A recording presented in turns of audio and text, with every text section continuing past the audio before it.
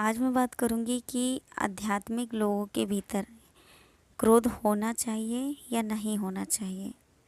तो आज मैं इसके बारे में ही बताने वाली हूँ, क्योंकि बहुत से लोग ऐसा समझते हैं कि आध्यात्मिक लोगों के भीतर क्रोध बिल्कुल भी नहीं होना चाहिए। उनके भीतर से क्रोध ख़त्म हो जाना चाहिए, है ना। तो आज मैं इसके बारे में ही बताने वाली हूँ। तो देखिए, क्रोध आपके भीतर से ख़त्म नहीं होता है, चाहे आपकी अवेकनिंग हो चुकी हो या ना हो चुकी हो, है ना। तो जब कोई भी व्यक्ति अनावेकन रहता है तो उसके भीतर का क्रोध और अवेकनिंग के बाद का क्रोध में अंतर होता है।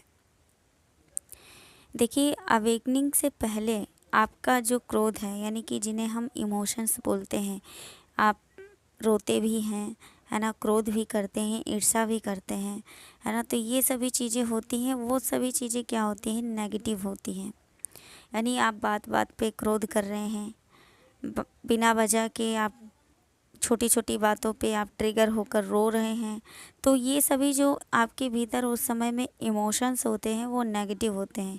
लेकिन जब आपकी अवेकनिंग हो जाती है तो यही इमोशंस पॉजिटिव एनर्जी में बदल जाते हैं। हालांकि क्रोध ख़त्म नहीं होता है, लेकिन वो बरकरार रहता है, लेकिन पॉजिटिव एनर्जी में कन्वर्ट हो जाता है। तो यानी कि अवेकनिंग के बाद आपको क्लियर समझ में आ जाता है कि आपको किस बात पे क्रोधित होना है, किस बात पे क्रोधित नहीं होना है। तो आपको ये समझ आ जाती है। यदि आप किसी भी गलत बात पर क्रोधित भी नहीं हो रहे हैं तो इसका मतलब है आप मृतक के समान हैं।